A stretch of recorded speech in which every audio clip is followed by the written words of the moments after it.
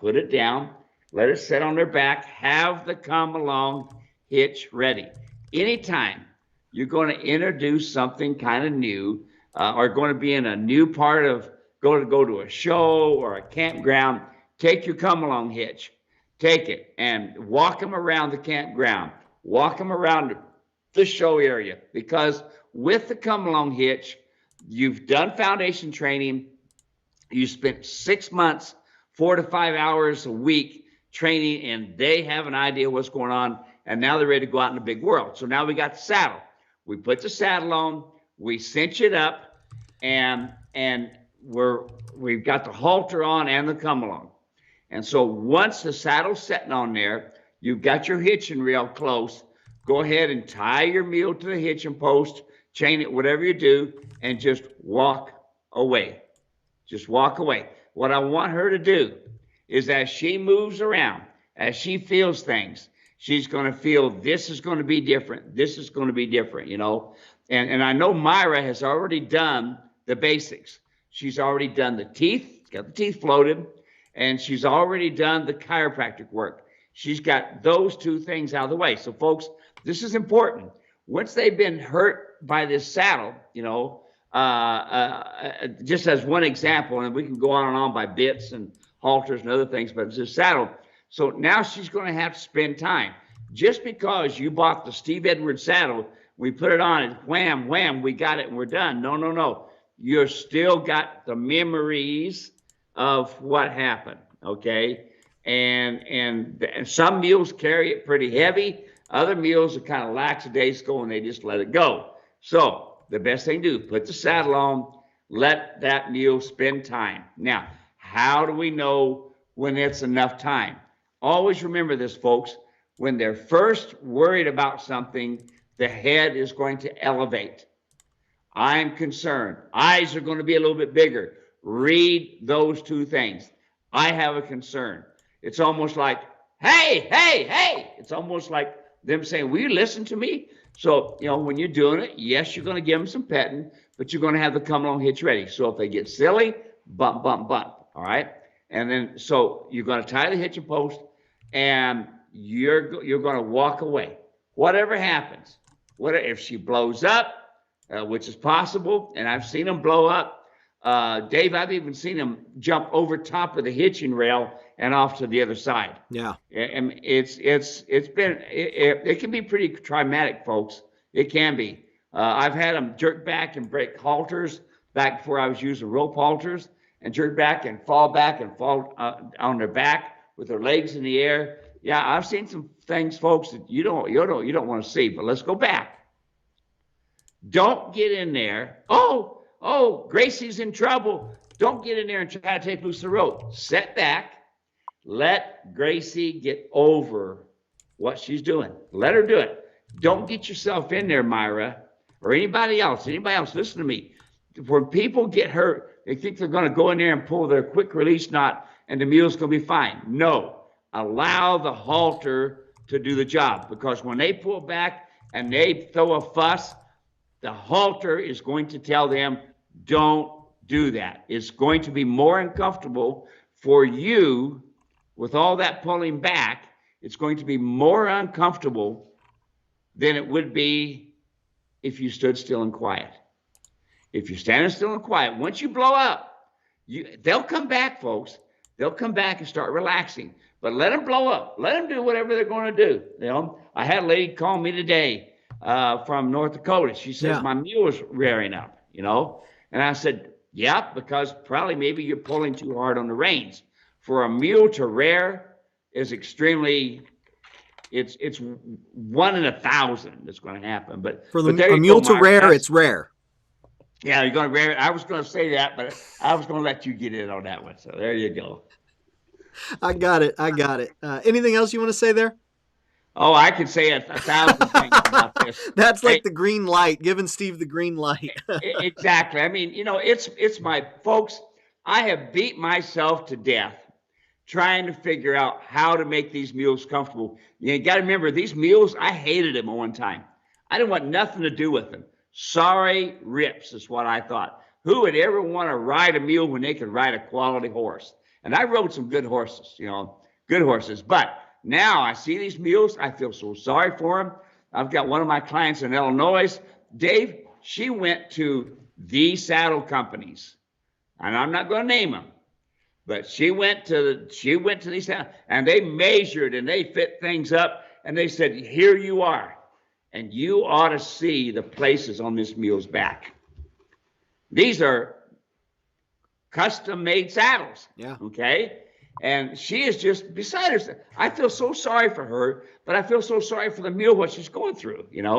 It's tough, but there you go. Now, I think we got a deal coming up pretty soon. We can talk about this a lot more, huh? Yeah, as a matter of fact, I just put that in the comment section. Folks, tomorrow evening, around 5 o'clock Pacific Daylight Time, we are going to be hosting another live event. And these live events are all about questions. The live event tomorrow, Steve has some very specific things that he wants to share about the mule and donkey saddle. And mind you, it's not the mule and donkey saddle. We're going to be talking specifically about Steve Edwards saddles. And here's the reason why. We don't want you to just take Steve's word for it. Of course, Steve's word is good, but we want you to understand what is happening with your animal when you use a saddle that has mule bars, i.e. not Steve Edwards saddle bars, rather than a Steve Edwards saddle. And so a lot of times we'll get messages from people saying, I've been looking at your material online. It all makes sense. Will the saddle fit my mule? And what we come back and we say, this saddle will fit every mule. It will fit every donkey as long as that conformation is fairly decent and there's no major conformation or crippling issues. Yeah, it'll fit. And they're like, well, how can that be? How can you say that? Well, we're not the ones that say it. It's coming from all of the customers who say it. We're repeating back to you what they have told us. Well, tomorrow we're hosting an event. It's absolutely free. It's called Getting the Perfect Fit. It's called the Perfect Fit webinar. And so I put a link in the comment section. You go sign up. If you can't make it live, that's okay. There will be a replay that is going to go out so you can watch it when you have time. And this is where Steve is going to talk about the things that maybe we don't get asked a whole lot. Maybe some of the things that he learned growing up with these animals and saying, okay, I've been cowboying my whole life. Now I understand the mule and the donkey since 81, and kind of sharing a little bit of a backstory. But the ultimate goal is helping you understand your animal so you can make the right decision. So go get registered. We've already got over 100 people who are going to be there. We're real excited to have each and every one of them. But the only person that's missing now is you. And so we hope that you will come and join us. Come spend some time with us. It'll be great to see you. Back over on Facebook and YouTube. And hello, YouTube people. A couple issues I saw right off the bat with YouTube. It's up and running now. We're glad to have you here. Tracy from Lake Como. Cowboy Ken from Connecticut is watching. David Pengelly is here. How's it going? Come along, coffee. We've got Dula Marissa from Limitar, New Mexico. Good to have you here, Dula. We're super, super grateful. I think this might be your first time saying hello. Very grateful to have you. Linda, the mule servant, and Theo, the sweet one-eyed mule. Cool and drizzly and overcast rural central Ohio. Good to have you here, Linda. Tell Theo that we said hello. Butch is watching from Kennewick, Washington. Sunny and mild. Marissa says, I want to join a 3-mile burro race. Is 1 year old too young to join a pack burro race? Saddle, a pick, shovel, and pan is what they have to carry. What are your thoughts here, Steve, really the question here is, when can I go ahead and start using my animal as a packing animal? Is there an age where now it's okay to do? Okay, folks, we always think about the end result. So we're going to have a pack saddle on and we're going to go pack racing or whatever it may be, or a riding saddle. Here's what you got to think, folks. You're going to be growing bone for 7 years. In 3 years, usually 2 years and 6 months, the knees are going to be closed and those cartilages are going to be right. But now listen, if they're trotting and under the stress of going up and down hills and stuff, those cartilages are going to be banging. you've got a very good chance of crippling your donkey for life.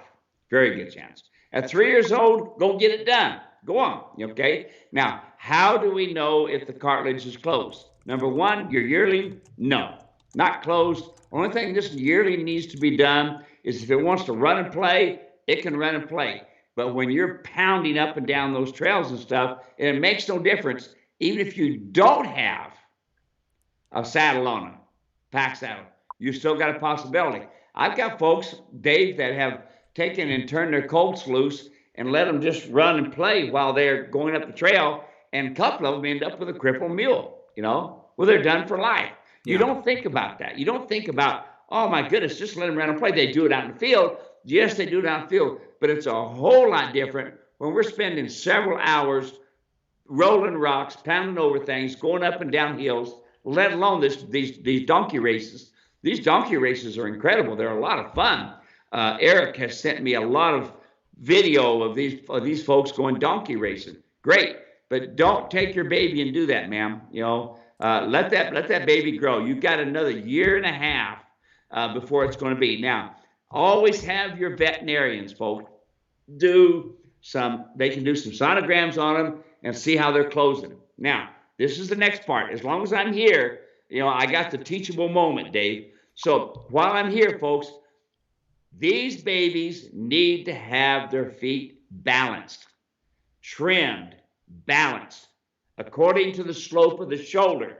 Not, you get some guys that use a meter and they'll put them on there and say, okay, I need to have it 53 all the way around. No. What's the slope of the shoulder needs to be the slope of the hoof on that animal. That way it's natural way of that animal carrying and going.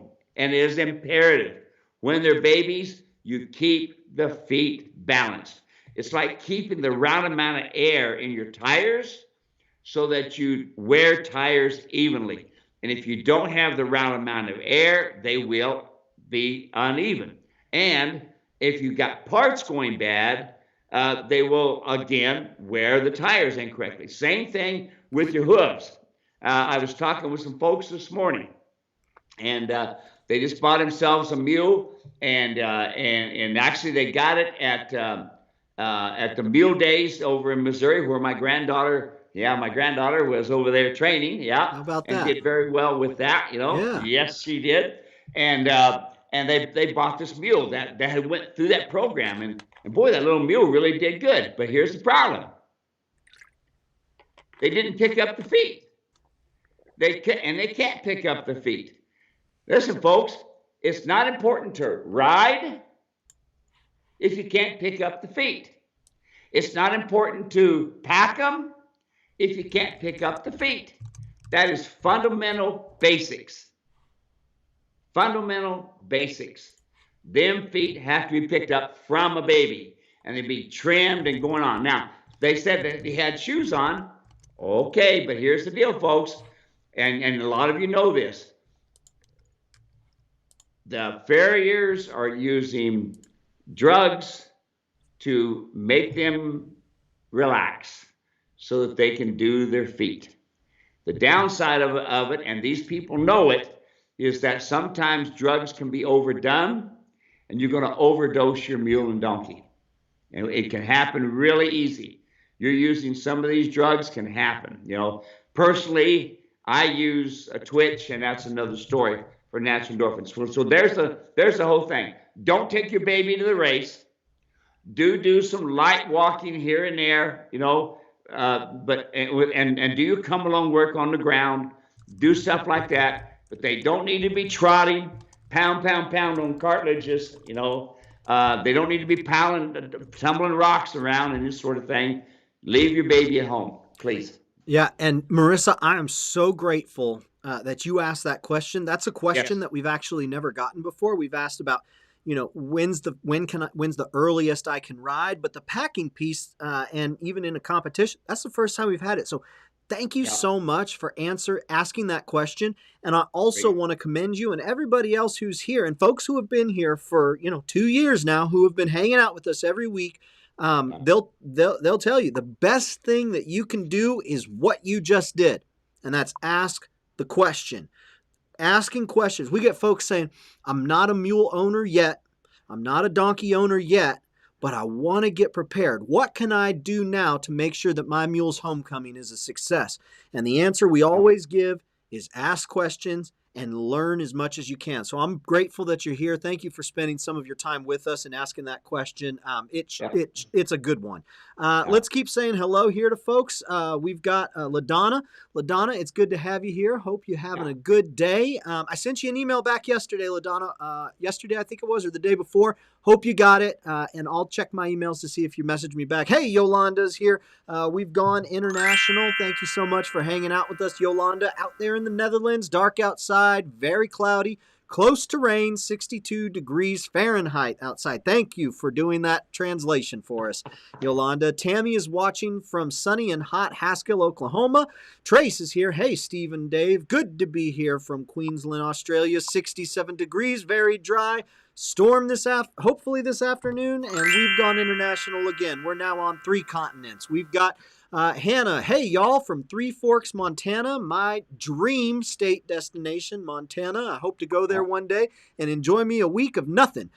Jack is watching from Johannesburg, low 50s, maybe a little bit of flurries this weekend. We've got Marlise here. Hey, Steve. Marbles from Washington. Good to have you here, Marbles. We've got Butch watching.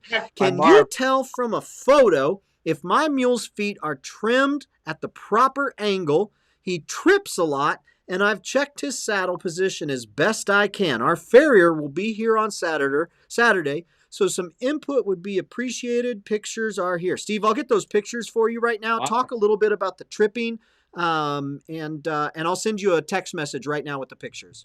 Okay, so now when it comes down to the tripping, is the mule shod?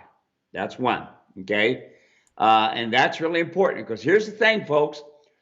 Here's the hoof. Here's the outside wall.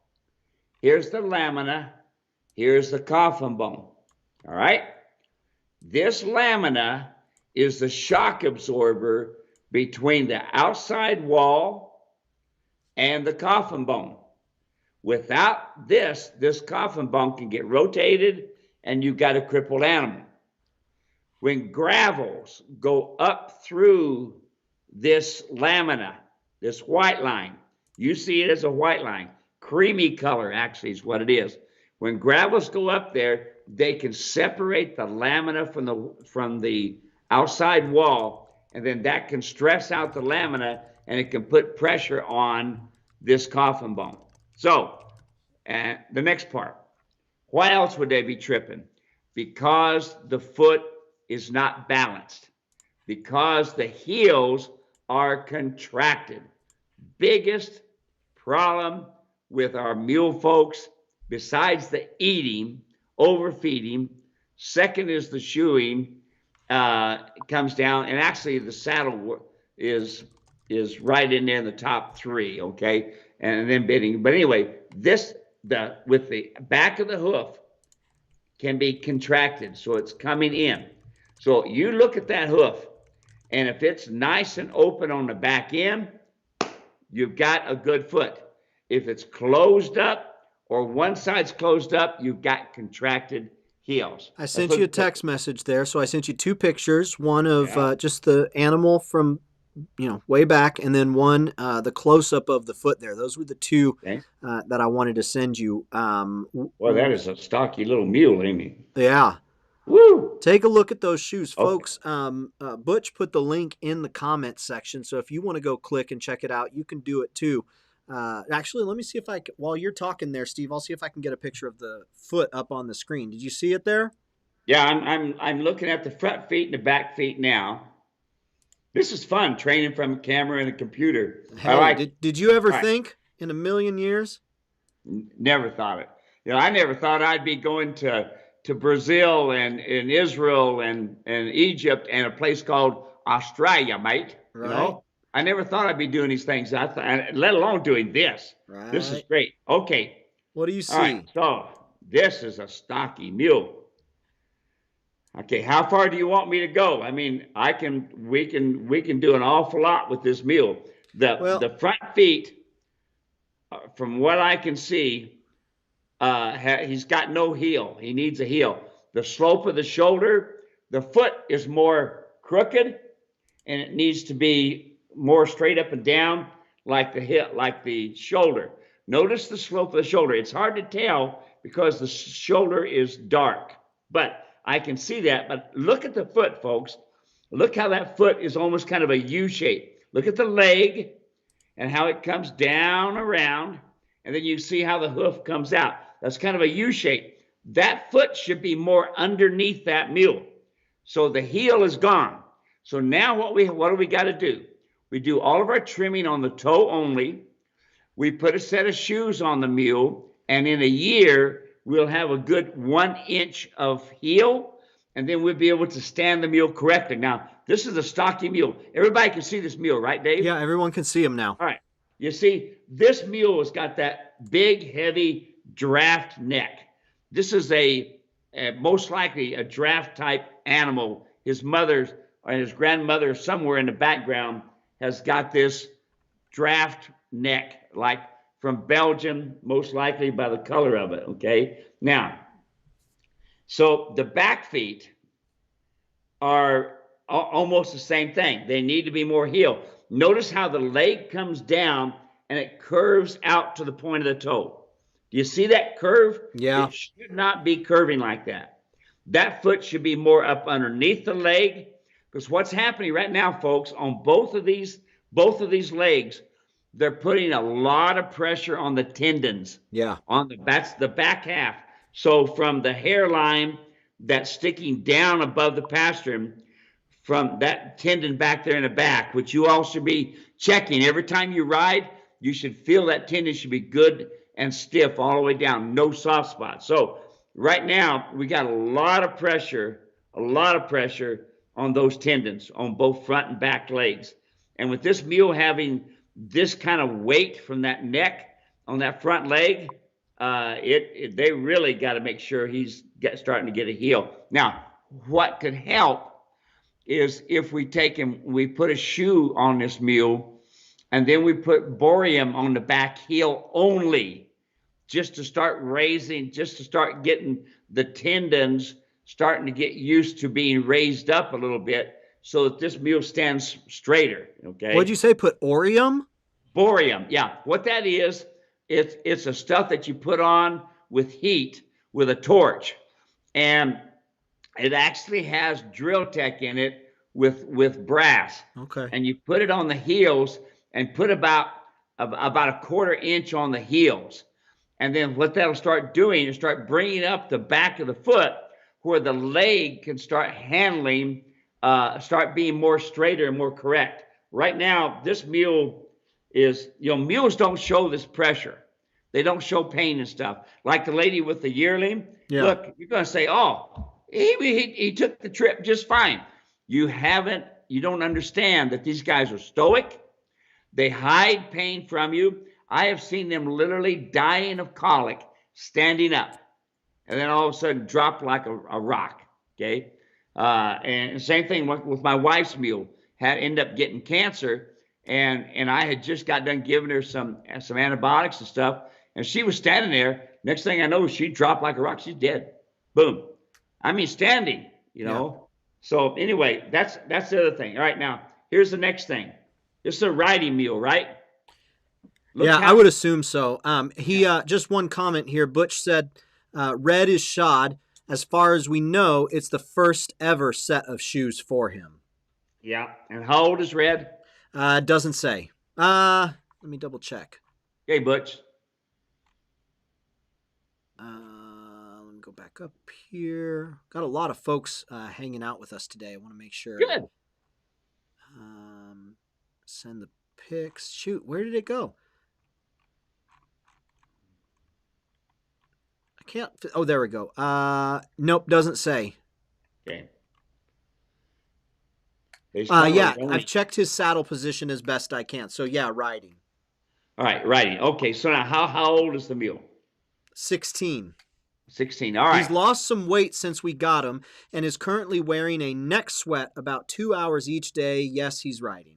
Yeah. All right. So 16 years old. All right. So here's the problem. yes, we've got some hoof problems. We've got some hoof problems. But here's the biggest problem we got, Dave. Yes, we got the problem with the hoof.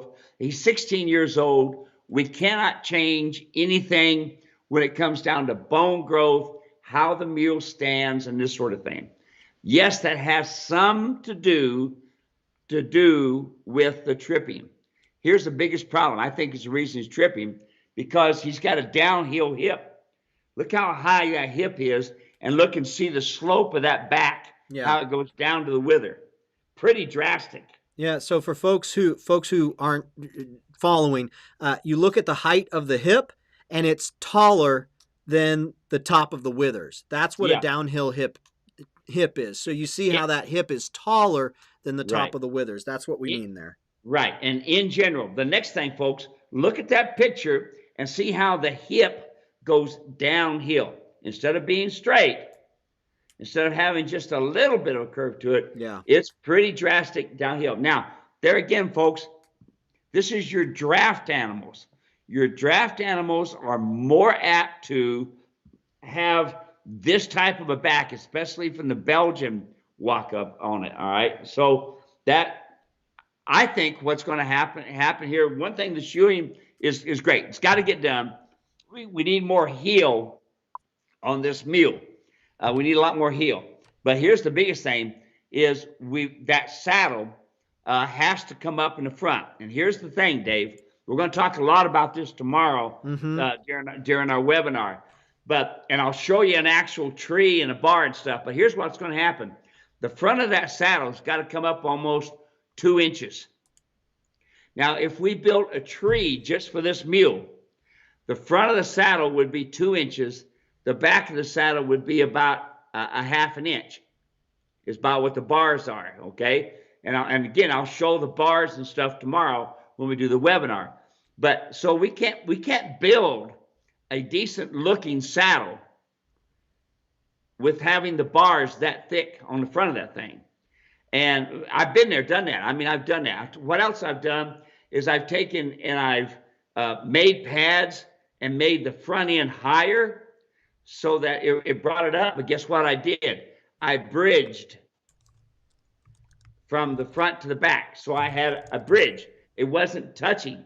What was the problem that I was having was the back of the saddle was now into the kidneys of the mule, of the muscle area. And now I fixed one problem, but I created several more, Dave.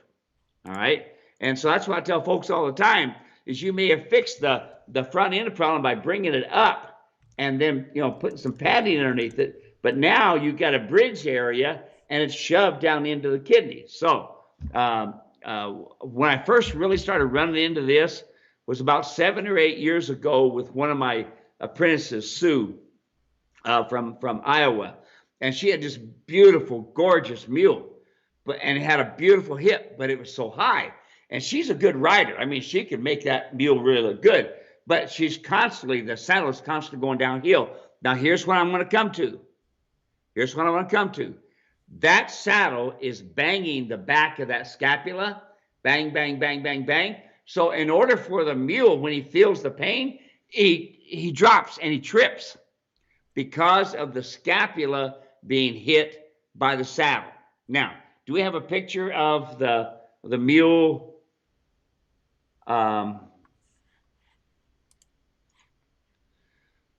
Nice hoof, by the way, really good hoof, black hoof. This is a Roni kind of a mule. Okay, now what's my other picture here? Good hoof. Okay. Do I have just the 2 pictures? Yeah, that's it. Of the hoof and the mule? Okay. So we don't have anything of the mule saddled? No. Okay, we need a picture of the mule saddled up all together. Good hoof. Now, folks, I want you to look at this hoof. Do you see the lines running horizontal on that hoof? You see those lines? Those lines are like growth marks on a tree, the rings, where it's gotten good water and good feed, bad water and bad feed. Now, that's what we're seeing here. Notice how the toes, folks, and I see this all the time with farriers, is they've rounded off the toe instead of bringing that hoof, that shoe out. Now, when you put a shoe on, you don't want it to be fitting tight on the hoof wall. You want to be able to take a nickel and go all around the outside edge of that hoof with that shoe being sticking out. Now, the reason you do that is your hoof expands and contracts. So when it goes down, it hits the ground, it expands. When the hoof comes up, it contracts. And now, I'm overdoing it. It's not that dramatic, but gives you an idea. Now, when you take and you tighten a shoe too much, and you take a file and you round off the toes so that it fits the shoe, you've just made what should have been a bigger shoe, a bigger hoof, you've just made it smaller to fit the shoe. Take the shoe, fit the hoof, so that you can take a nickel. When you look at that hoof, you should see the outside of that shoe all the way around.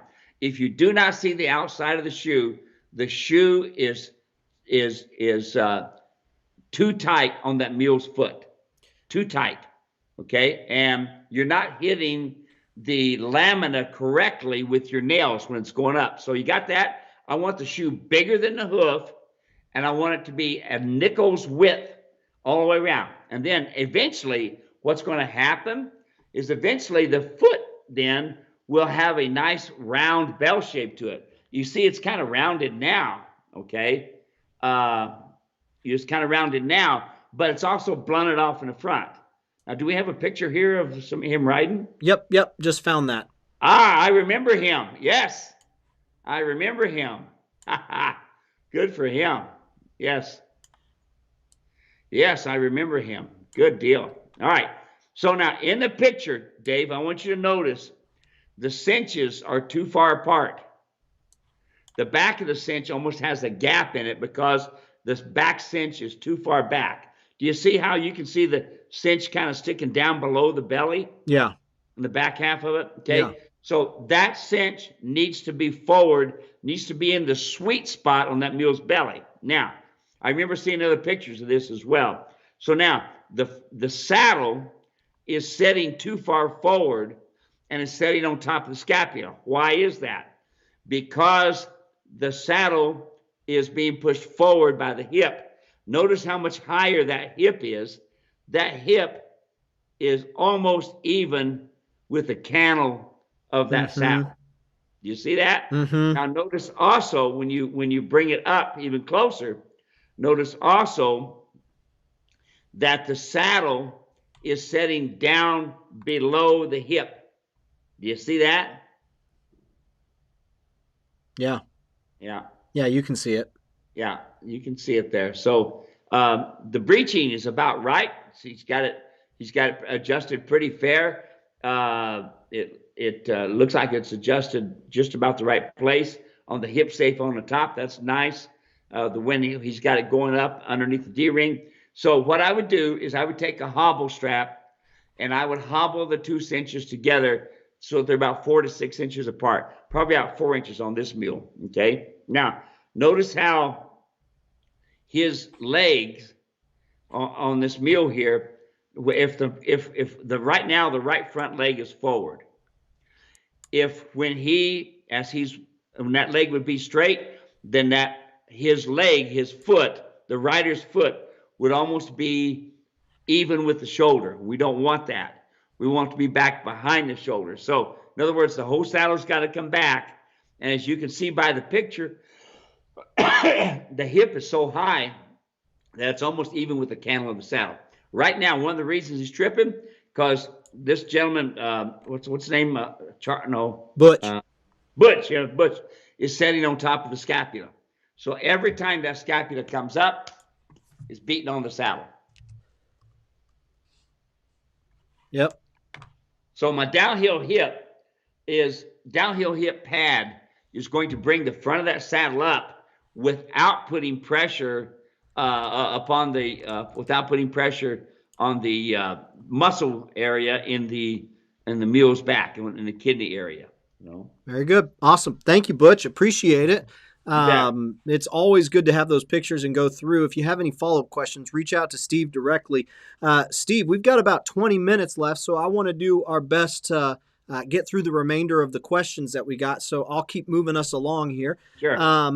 Allison, thank you so much for hanging out with Butch and asking him to forward those pictures. That was very nice of you. Levi asks, what is a come along? So Steve, can you give me a 30-second of what we mean when we say come along?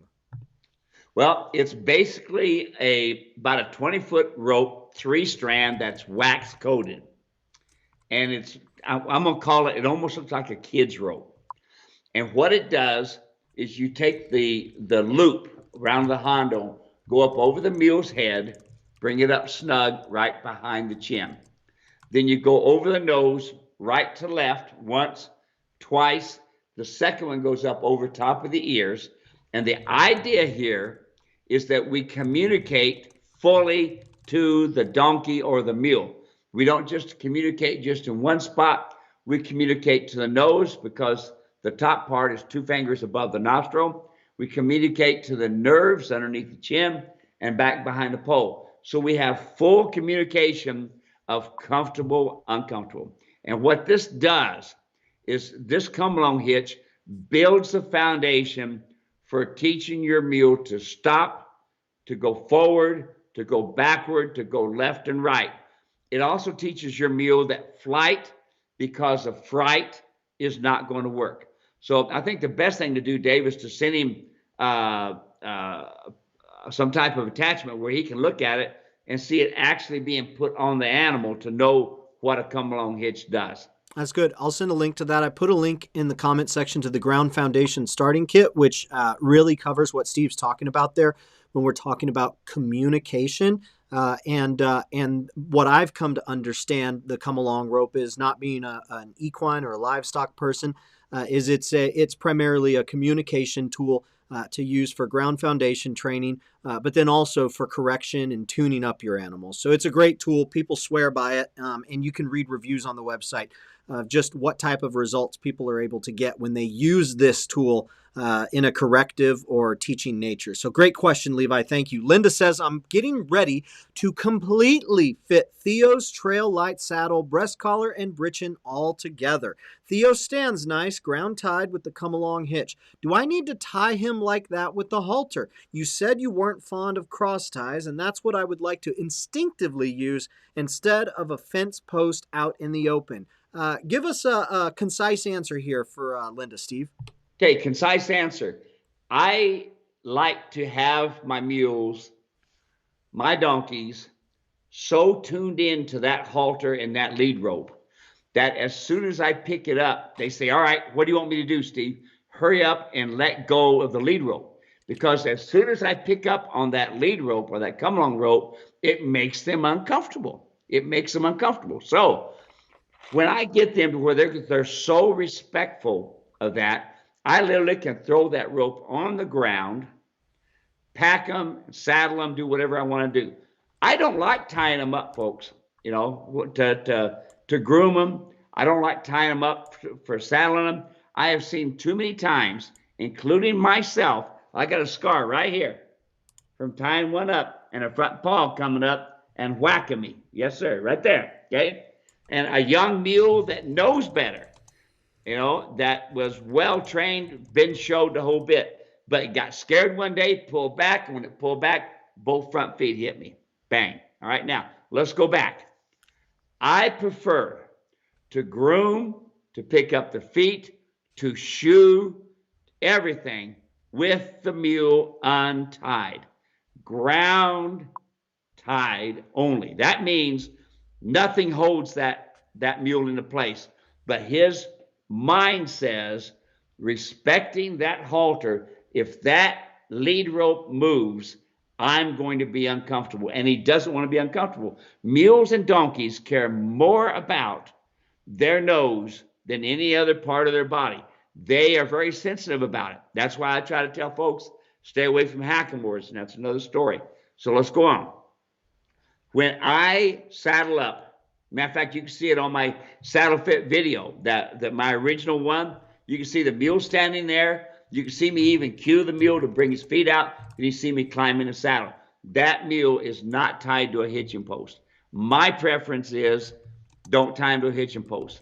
My preference is, if you can, if you want to, I hobble train all of my mules. You can also hobble them, okay? But the ultimate is to have so much respect for that come along hitch and for that rope halter, so much respect that they will stand still as you brush them, as you saddle them, as you ride off. Awesome. I'm putting a link to a couple resources, your hobble video, highlining and picketing, as well as the mule saddle training course. All of those are great resources. Some of them are paid, some of them are free. All of them are helpful. So let's keep rolling right along here. Kiki's watching. Hi guys, Kiki here in Southern Oregon, 81 degrees and smoky. Yes, hopefully it's getting better. I know it depends on the individual disposition, but on average, how long would it take to train a green mule or donkey to drive about 40 hours or 40 miles? So go ahead and give me your 90-second answer to Kiki here on training a green mule to drive about 40 miles. Okay, number one, it's 6 months builds a foundation. Everything, whether it be halter work, saddle work, bitting, driving, anything. Now, I will tell you that it is dangerous being around any equine. Very, very, very dangerous. But driving can be the best way, the quickest way to get yourself hurt. There's lots of things that can go wrong with driving. So driving is 6 months as a foundation, 4 to 6 hours a week of driving, yes, of groundwork and foundational training, this sort of thing. And then while you're doing that, they're going to, as they start in their 3rd month, they're going to be pulling tires. They're going to be pulling a sled. They're going to be pulling a rock sled as well. Maybe even be driven in next to another mule in a wagon with brakes on them, okay? But the biggest thing you can do, this is extremely important, the biggest thing you can do is have them respectful of the halter and respectful of the bit. You're going to be driving with a double twisted wire, full cheek bit when you're building a foundation. In 6 months, if you can one-handed back up nice and easy, in 3 months, back up, turn right, turn left, in 6 months and do it nice and easy, you can start introducing them to a liver pull bit. Now, would I drive a mule 40 miles with just 6 months of training? It would have to really depend upon that mule's body condition, number one. How conditioned are you? Think about this. Go put a backpack on your back at 30 pounds and then go out and go up the trail. Tell me if next day, if you're not going to have a sore back. Yes, you will, okay? Same thing with these mules. When it comes down, especially to driving, they're pulling a cart or the wagon. Now, my next question is, Dave, are they going to go tandem with 2 mules or 4 mules or 6, or is it just one single? Why would that play a difference? Why would that matter? Make a big difference, because if we have a mule that has the strength, the ability, the conditioning of the body and the knowledge, that mule will do the starting, stopping of the wagon. That mule will help the other mule understand some do's and don'ts. That mule knows how to turn, things like that. And that mule understands the word whoa. When you're driving single, then that mule, this mule and donkey, has to only depend upon you totally. And that's tough. Now, I do not start any of my animals with blinders. I don't put blinders on them at all. My own personal mules, when I would drive a 6-up, the only reason I would put blinders on them is for a show.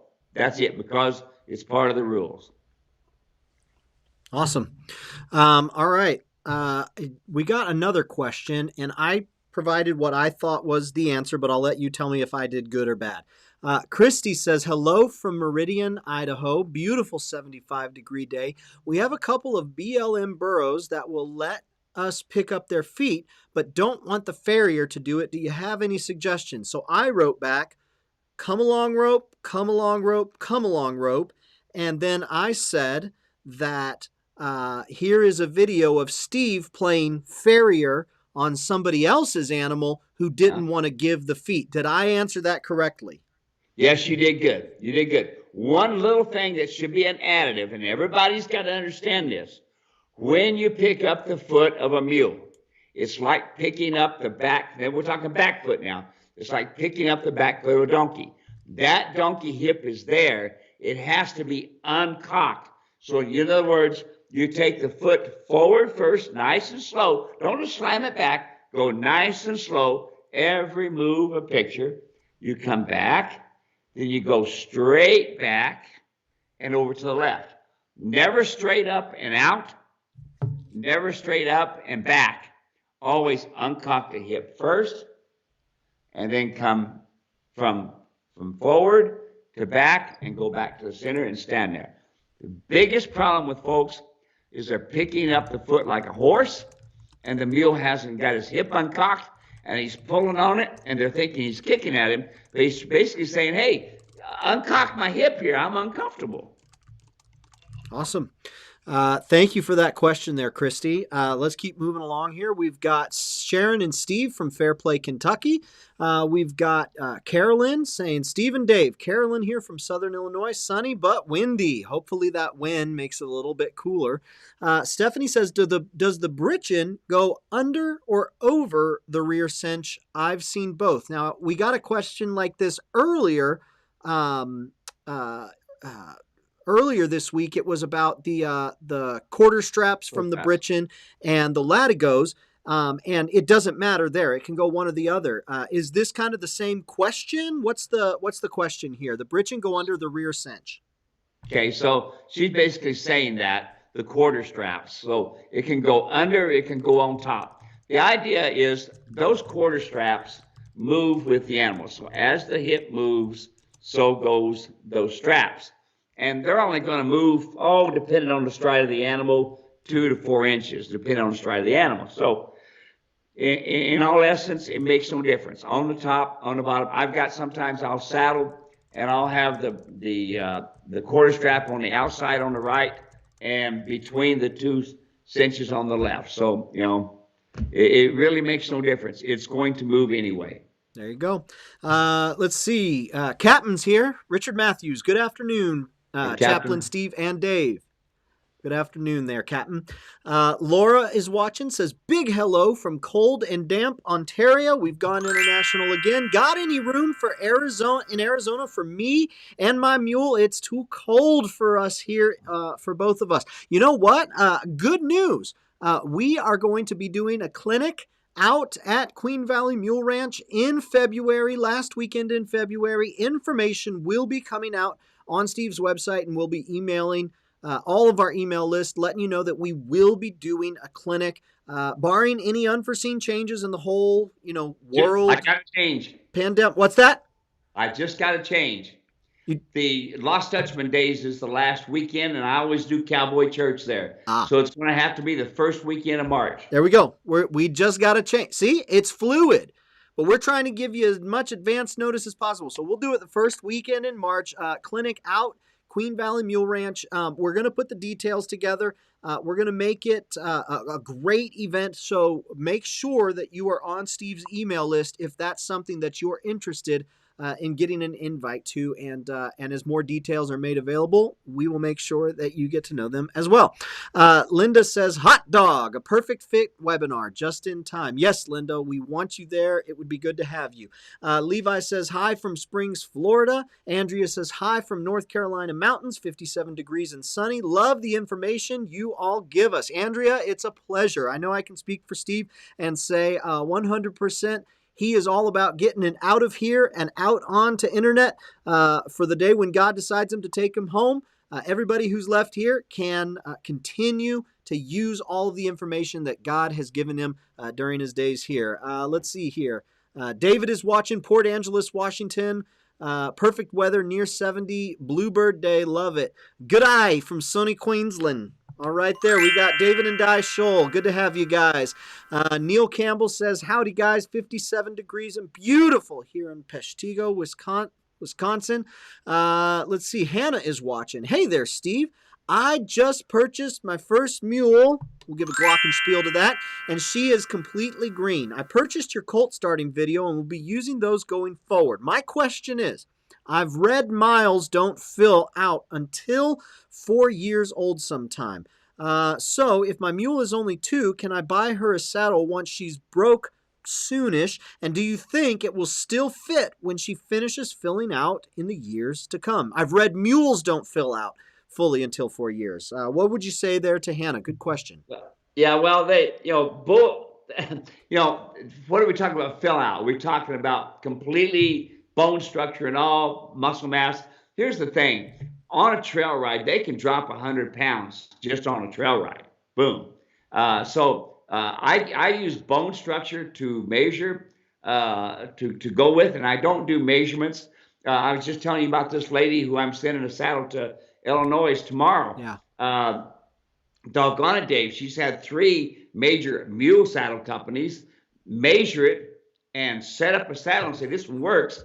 And you ought to see the big places on this mule's back. That's not. Will my saddle work on your colt? Yes.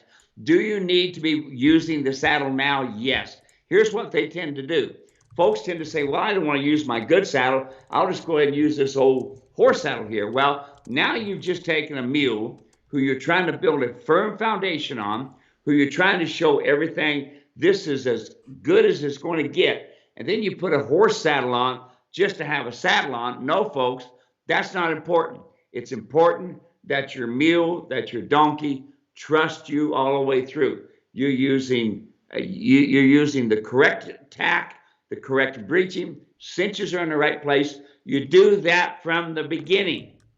Again, we're trying to get ahead of things. We're fixing one thing, but we got 10 things wrong, 5 things wrong, 4 things wrong. See, so we don't do that. Do everything correctly. Fit the saddle, fit the bit, do the breeching, do the cinches, do everything the first time, do it right, and away you'll go. Very good. I just put a link in the comment section to something called the Mule Saddle Everything You Need to Know article. There's a big write-up in there about custom saddles. Everybody thinks that the creme de la creme, that the premium, the tippy top height of saddles is getting a custom saddle built. But there's some very common sense things that when you read this article, you'll be like, you know what? That totally makes sense. I didn't even think about that. Some stuff like that you're going to want to make sure to think about as you're making a decision on behalf of your mule or donkey. Steve didn't get into this business to sell saddles over the internet. Steve started developing a saddle. It started with his packer saddle, pack saddle, and got into it because he was finding that what was out there on the market was actually damaging the mule. And so as he learned more and more and said, okay, well, this is my pack saddle, and now this will work, and now what about a riding saddle? Found that, you know what? The problems I'm having, other folks are having too. So let's go ahead and let's figure out a way to create a saddle that will actually do the job that it's meant to do on the uniqueness of the mule, the uniqueness of the donkey bone structure, and that's how it all began. We'll talk more about that tomorrow on the Perfect Fit webinar, and so if you're not signed up for that, I'll put a link here before we're done. Get signed up. It's free, and it's gonna be great. Let's continue on here. Marissa says, thank you for that on the packing trip for my young mule. This was one of my biggest concerns. I think I'll take my yearlings to expose them, but I won't participate in the race. I have an amazing donkey farrier who has done an amazing job at taking care of their hooves since they were a few months old. Thank you again. I appreciate your knowledge. I'm learning every day. Good for you, Marissa. Love hearing that. Paul says, beautiful 70 degrees in Georgetown, Kentucky. Glad to have you here, Paul. Danielle is watching. Hi, guys. Hello, Danielle. Brady says, hey, great page. Brandy says, hey, great page. Brandy, thank you so much. Appreciate that. Allison says, do you have advice for riding a saddle donkey who likes to stop and stay stopped? Steve, it's about 4 o'clock. Let's get through the rest of these questions. Can you give me as good of an answer as tight as possible for Allison. Okay, there's lots of reasons why the donkey says, I don't think I want to go any farther. One reason, it could be he's tired, simply, okay? Could be another reason, maybe his feet are hurting, put shoes on your donkeys. It's okay, all right? It could be another reason, maybe you're not riding with a breeching and the saddle's banging on the scapula and your donkey doesn't want to move and hurt himself anymore. Another reason, you don't have a back cinch on, so the back of the cinch is up, the back of the saddle's up, and it's banging on the scapula. That's another reason. I can keep on and on and on with reasons, okay? So let's do it this way. Let's put the come along hitch on, and let's take the donkey out without nothing on his back. How will he do? All right? The next thing is we put the saddle on. How do we do? Yeah. And then we put ourselves on. How do we do? So we could eliminate something there and finding out, maybe my saddle's in the wrong place. Maybe my breeching's not correct, or maybe yada, yada. Find out there's a reason this donkey says, I am stopping because whatever it may be. And start eliminating some of them things. I like that process of elimination. That makes a lot of sense. I think that makes sense. I think that's the first time we've really talked about it as simply put as that, but that's great. Let's see here. Yolanda says, my mule is not overfed, as you can see in the picture I have sent you earlier this evening. So thank you, Yolanda. Appreciate that. Chester says, how does a mule and a horse's vision differ? Is there a difference between their vision, Steve, between the mule and the horse? Not that I'm aware of, Dave. I've just like the one-eyed mule in Ohio. Yeah. I've been around lots of one-eyed animals, and they've done excellent. Horses and mules and donkeys, they've done just fine. But vision, no. I can tell you that I have been back in the mountains where it's so dark I couldn't see my hand in front of my face. I just put my hands down on my reins, put my hands down, and let my mule take me back home. They can see, they can smell, they know where they've been, they know how to get you there, and I've had them take me right back to the camp with ease, and I thought I was done. That's cool. That's cool. Great. Carolyn says, hey, Steve and Dave. Carolyn here from southern Iowa. Sunny, but very windy. I'll take some wind out here in Arizona.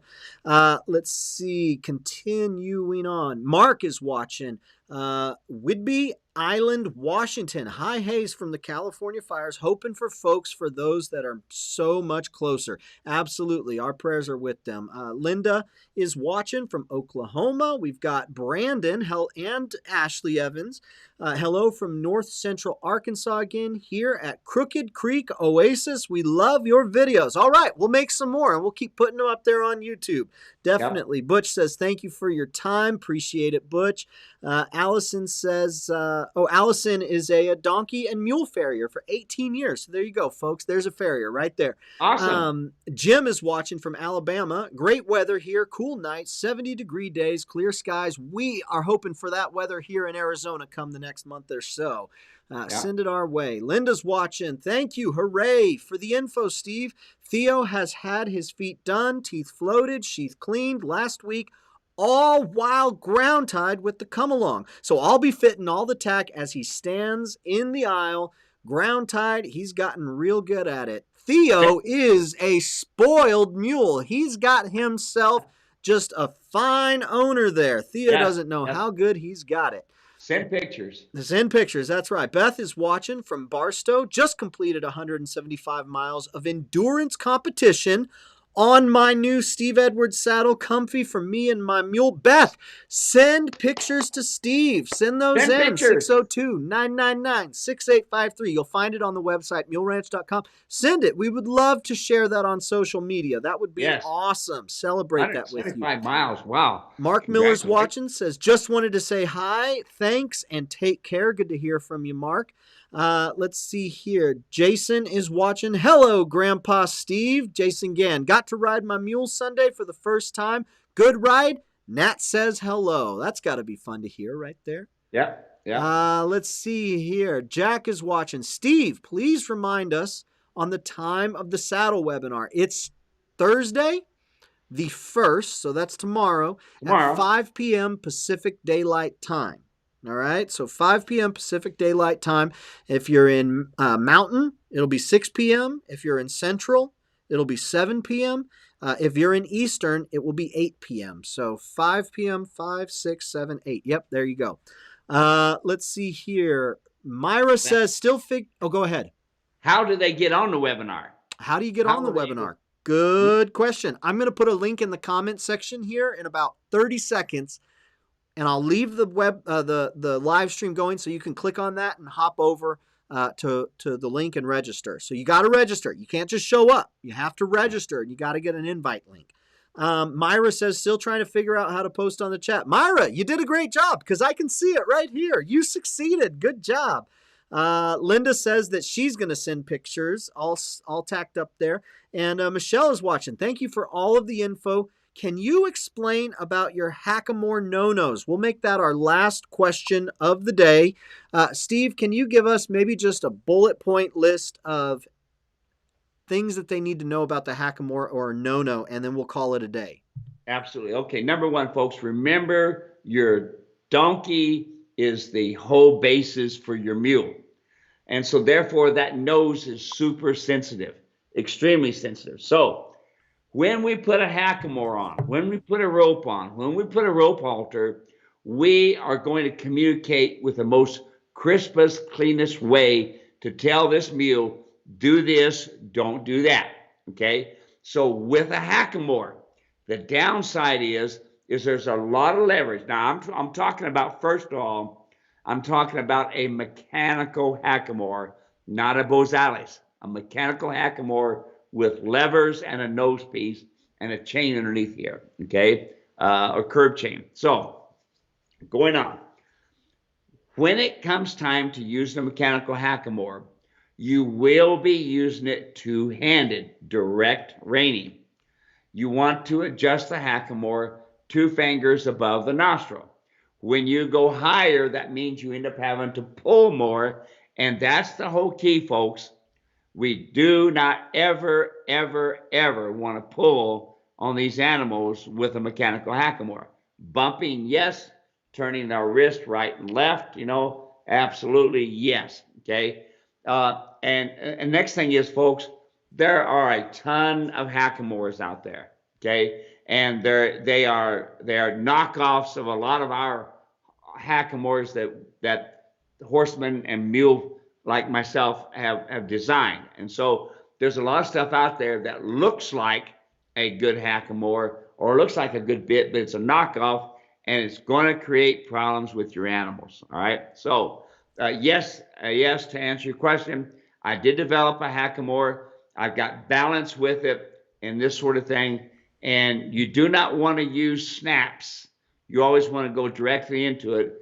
And that's just the biggest thing you can do first before you start setting up the hackamore is get the teeth floated and do your groundwork. Because if they are not responding to your come along, they are not responding to your halter, they are not going to respond to your mechanical hackamore. Not going to do it.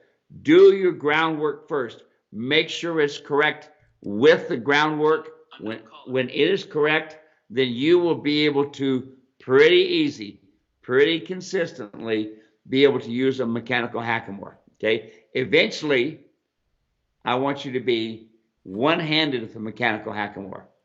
Eventually, I want you to be using the finished bit and a mechanical hackamore.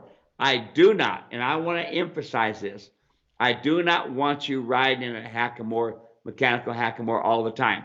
You're going to end up with a mule that's going to tighten all 5 neck muscles. You're going to find a donkey that's going to tighten the throat latch because he's tired of the constant pressure of your hands on those reins communicating to that nose. So I'd rather have you, I use mechanical hackamores a lot. Matter of fact, I've got some custom made ones too that I had for my wife, and I've got some I forgot the name of the bit maker now. It'll come to me in a minute. I've even got some of his, and those were developed 50 years ago, and they're very, very nice. So first of all, groundwork, folks. Make sure your groundwork's correct. if the mule responds very nicely to a hackamore, to a mechanical, to a rope halter, do not ride in a rope halter. I never suggest that. Never. Too much pressure on that donkey. Too much pressure on that mule. Okay. But do your groundwork. And if your groundwork works good, start introducing only a well-made hackamore on your mule or donkey. There we go. Awesome, folks. Thank you so much for hanging out with us today. I just put a link in the comment section to the webinar. So go ahead, click that now. We are all done here. There's nothing else that we're doing. So if you click out, if you're on a phone or a tablet, if you click that and it takes you out of Facebook or out of YouTube, you're not going to miss anything. We are all finished here. We would love to have you join us tomorrow. So I just put it in there. You see it says free webinar. There's a link. So go ahead, click that link, register, and it is going to be a fantastic event. This is really a unique opportunity. Often we come onto these live streams and we're not here to sell anything. We'll just give you the information. Sometimes the information means you're going to have to buy something. Sometimes it's something that's free. Sometimes it might be a costly or a difficult solution. Sometimes it can be a inexpensive or simple solution. We're just going to tell you what you need to know.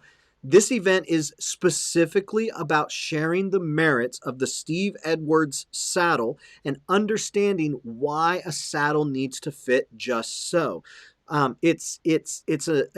We'll have a special offer for you and something that you can do if you want to take a step forward, but it's all about understanding how to get the perfect fit. So go ahead, click that link. It's going to be 5 p.m. Pacific Daylight Time. When you register, you'll get an email and it'll offer for you to click and add it to your calendar, and it'll do it in your time zone. How about that? Make it easy for you. Get it signed up there in your time zone. There will be a replay. So if you can't watch live, if you're somewhere else in the world or you're busy at that particular time, whether that's sleeping or working or doing something else, there will be a replay. You can go back. You can watch it later. It's absolutely free, no charge.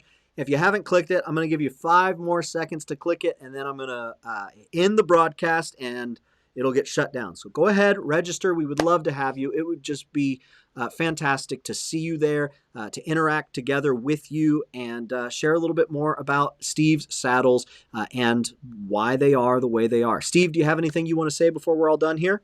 Yeah, I was thinking we were on Mountain Time, Dave. So in Arizona, Steve, we are always on Mountain Standard Time. Yeah. Always on Mountain Standard Time. Right now, in California, Pacific Daylight Time is the exact same time as Mountain Standard Time. So it's 4 o'clock. It's 4:15 here.